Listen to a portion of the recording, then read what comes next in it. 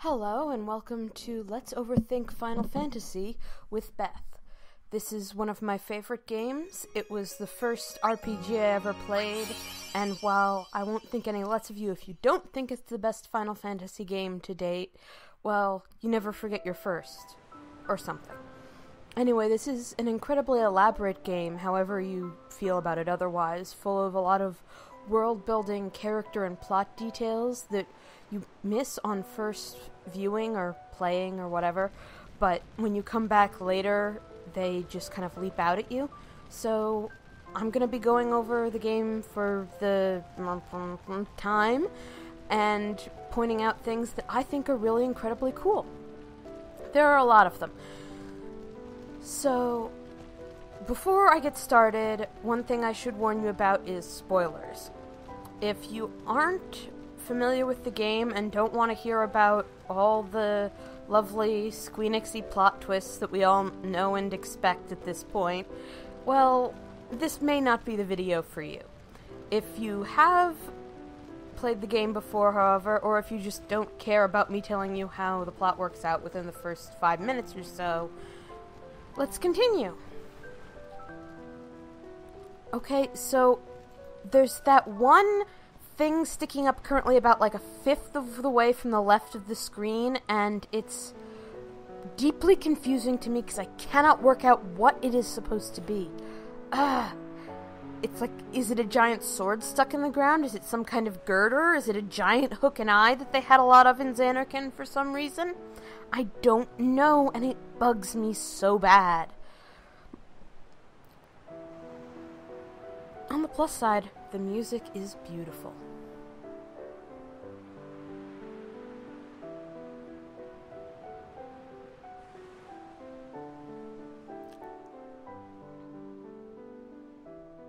Listen to my story. This may be our last chance. So an interesting thing about Final Fantasy X is that the first, 2/3 of it, maybe more plot-wise, are all a flashback narrated by Tidus as he explains how we got to that scene. And then we will come around to that place again, and I don't recall him narrating after that. Stuff continues to happen, obviously, but he's not telling you about how he felt at that time in the past. So I think that's pretty cool, that this is his story. Welcome to Xanarkand, land of what I would call kind of perplexing fashion choices, except that actually, by Final Fantasy standards, they're really rational. I hardly see any outfits that I can't explain how they stay on, except with the judicious application of double-sided tape. Do you know how rare that is in video game land? Very rare. Speaking of poor fashion choices, here is our hero, who is wearing one pant and one short. The kids, who are clearly wearing, knockoff imitation outfits, are wearing two kind of cargo pantsy things, presumably because their mothers would not let them out of the house dressed like that guy. Can you sign this? No problem. I'm sticking with the base name, and I pronounce it Tidus. I used to pronounce it Titus, but since both Dissidia and Kingdom Hearts have gone with Tidus, I figure that's the closest thing to a canon determination that we're ever going to get. Also, he is signing in invisible pen because they really didn't have the hang of the whole hands process when it wasn't either super important or just hands on their own. See, they can do his hand gestures, but they can't give him a pen. What seat? He's blocking the front row. The most hilarious thing about the fact that I just got to name the character is that for the rest of the game and for the rest of the sequel, every cutscene will bend over backwards to never say his name. Because you could have named him something else. Hey, I got a game to play. This is the first voice-acted Final Fantasy game, and it really shows that they were still kind of working out what things they could keep and what things they really couldn't. It turns out that getting to custom name your characters was one of those things that you really couldn't. Not without talking about, hey, that guy. Welcome to Xanarkin. We have so much water. Oh, yeah. Hi, Dad. Just what everybody needs is a giant VR poster of their deadbeat dad just kind of towering over the city where they have to see it all the time. It is just great for self-confidence and inner motivation. Well, actually, it might be great for inner motivation, spite the great motivator. Yeah, I feel you, kid. Like, I think part of... I mean, not all, obviously, but part of Titus's problems with his father is that his father's been gone for 10 years, but he has never been allowed to forget about him for a minute. His biggest fan. Like, he can't really hasn't been able to get past it. They say you've got some tricks even your old man couldn't do. Yeah, I can be a functional and emotionally connected human being who's not at all abusive. It's great. My dad and I never talked so much. You can't hear me giving the microphone a rictus grin, I realize, but anyway, 10 try. Years later, the Jack Memorial Cup tournament is today.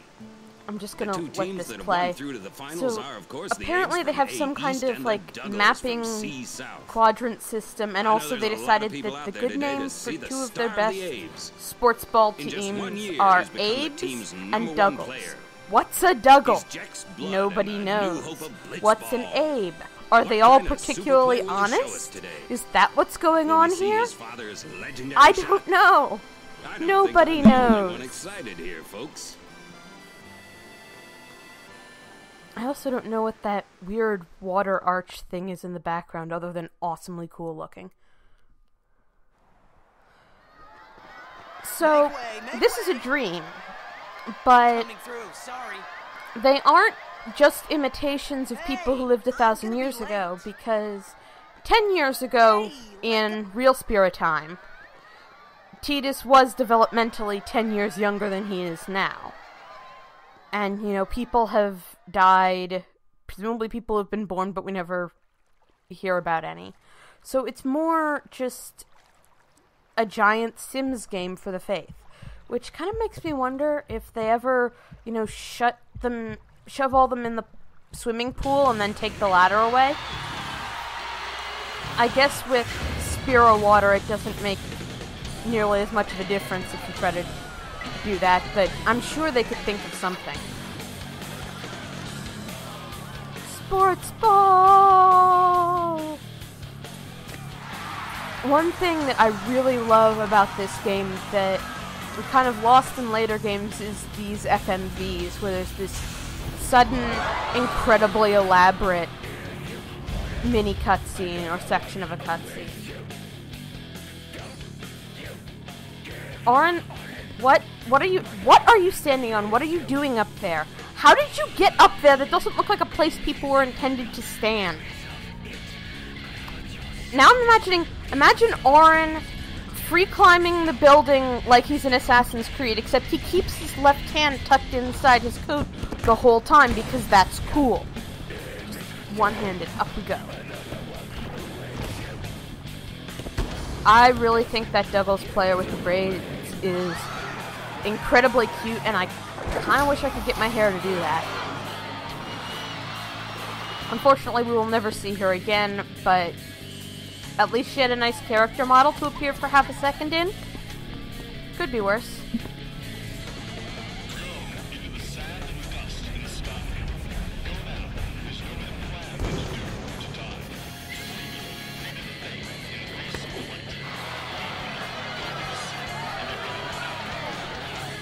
None of the uniforms appear to be very strong on, like, shirts. Hey there. As Titus goes up to do the wonderfully balletic spear shot that when next you get to play Blitzball, he will not be able to do yet because rules.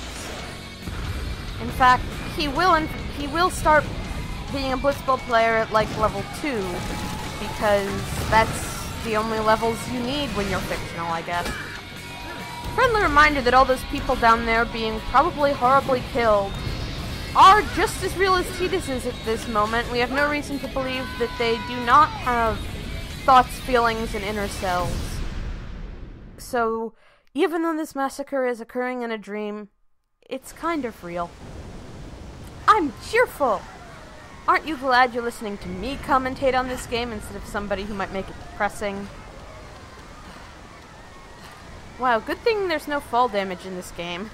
Also, good thing that Titus didn't get crushed under some falling rubble and just derail the whole 10-year revenge/redemption plan.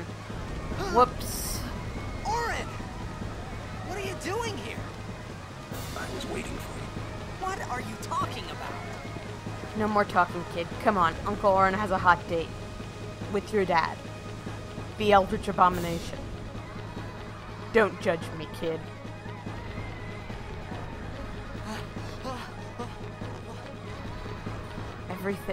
Everyone is different. No two people are not on fire. Or not in a time stop. I really love Bahamut Kid's sweatshirt design. It's lovely color, lovely detailing. It begins. One of these days I'm gonna either learn how to do fabric paint properly or find someone who does and get me one like it. Not sure what he's got hanging around his waist, but children's decorative clothing has really never been about making sense, so I'm gonna let that slide. What the? Hey, wait!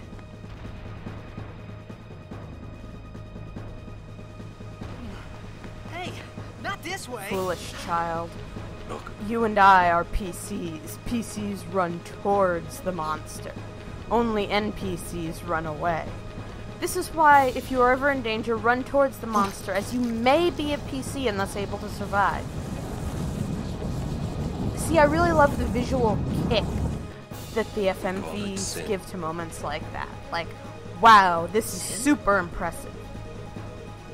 Yeah, we called it sin because, you hear about Catholic guilt and you hear about Jewish guilt, but neither of those have anything on Yevonite guilt. At least, I have a reasonable certainty that I haven't created a horrible world-destroying god whale by being such a bad child.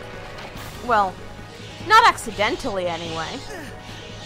Titus, you are not a monk. Stop trying to fist fight the sin scales. take it.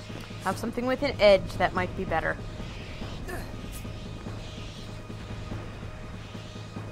Or you might just increase the speed at which you fall over. A gift from Jet. Since it's a baby starter sword, I assume it's not so much a gift from Jekt as it is the sword Braska bought for Jekt right after springing him out of jail that Orin kept this whole time because he's secretly a sentimental old bastard. Actually, it's not much of a secret.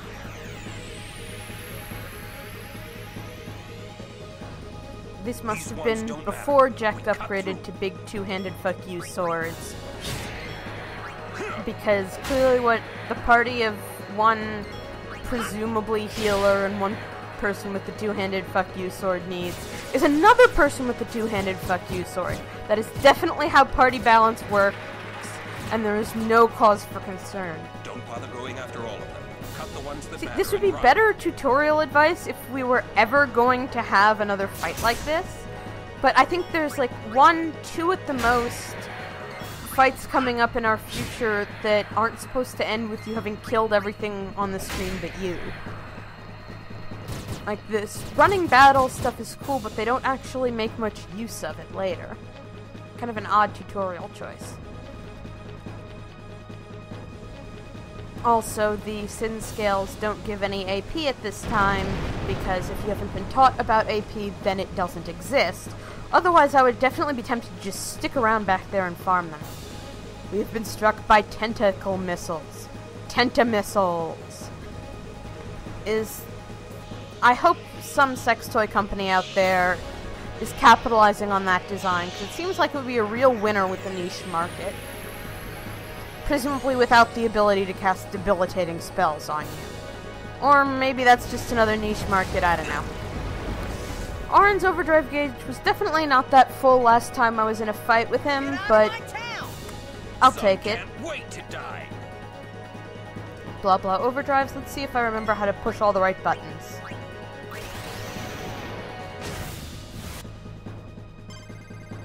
Yay, I do! I'm actually kind of glad that you don't start upgrading Auron's overdrives until fairly late in the game, because they are a pain in the butt to switch between, because it's an 8-button sequence, which you kind of drill into your memory. Okay, let's see if I can do this one. Wow, I can punch in 8 buttons in the right order from memory, but I can't hit one button at the right time. Fortunately, I'll be using Tidus's overdrive a lot more, because you get better overdrives for him when you use his overdrive, so once I get a halfway decent method of charging his overdrive, I tend to use it a lot. Yay! Critical! Critical hits are awesome. I just kind of wish there was a better way to tell how to make them happen. Other than praying, apparently. Although not to Yevon. I would recommend not praying to Yevon ever. It's one of those genie situations where if you're very unlucky, you might get what you asked for. You won't get what you wanted, but you might get what you asked for.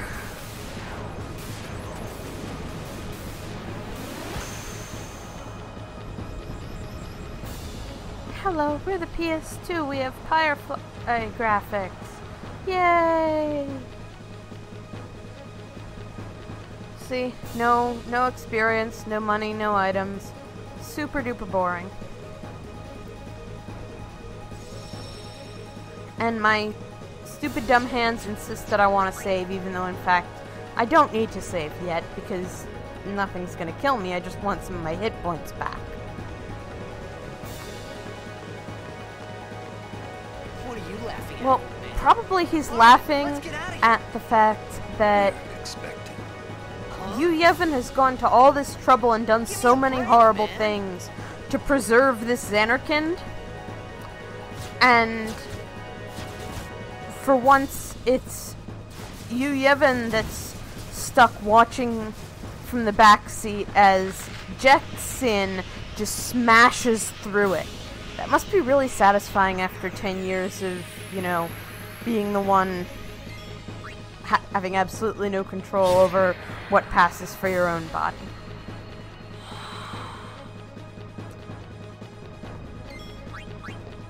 The Sin Scale designs are really cute, I'm not gonna lie. I love bioluminescence like that. All the blues and whatnot. I'm not sure it would make a good plushie, but I'd be willing to find out.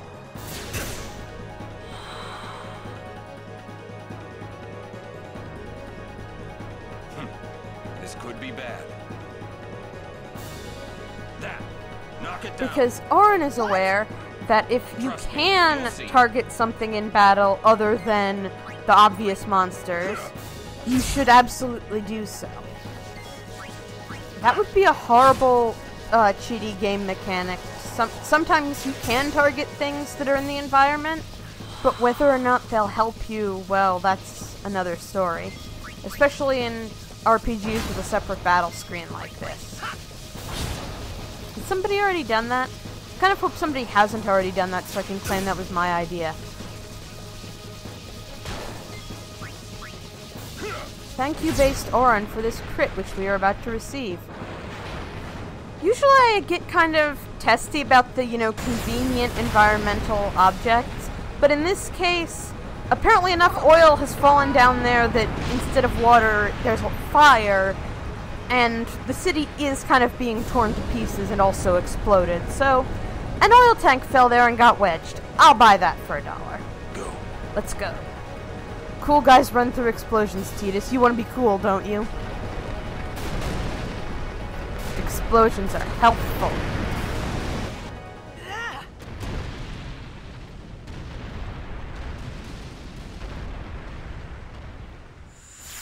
Come on, you poor little boo. You can't... All that and you can't do a pull-up?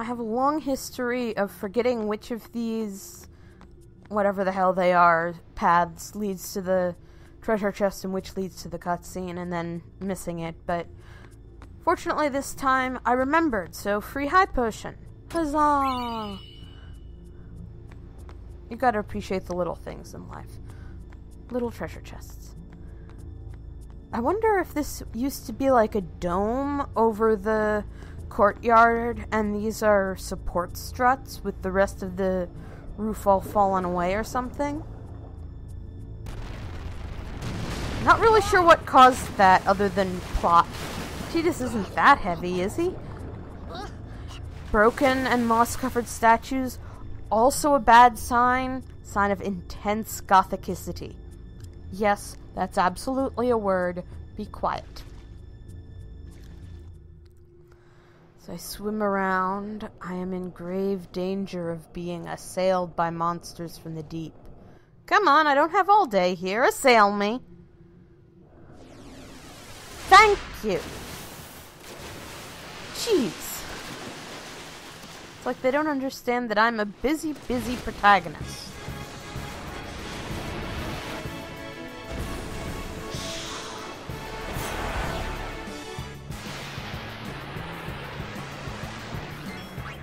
Wallop. I won't get any XP, AP, or items or spheres from these either. Rude. Especially since those were overkills. Instead, nature happens. Nature here is in the form of a creepy bioluminescent undead monstrosity, as all fiends are, but, you know, nature.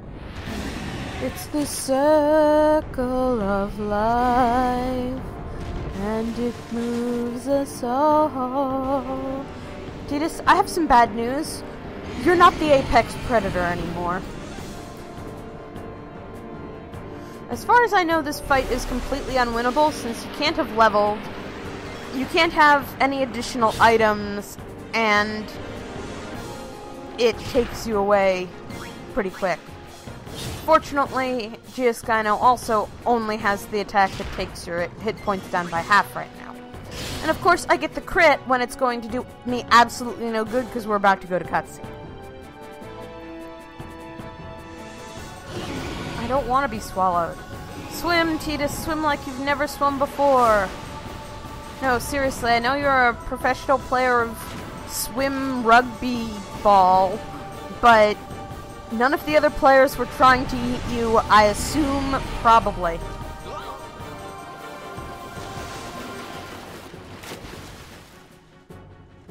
Aha! A door that is too small for bioluminescent skeleton fish. Its ribcage is hollow. I am distressed. I mean, later it will swallow you into its ribcage, so I'm not surprised, but it is still distressing. Well, the good news is it can't get through that door. And you swam from the very jaws of death. The bad news is you can't get through that door anymore either.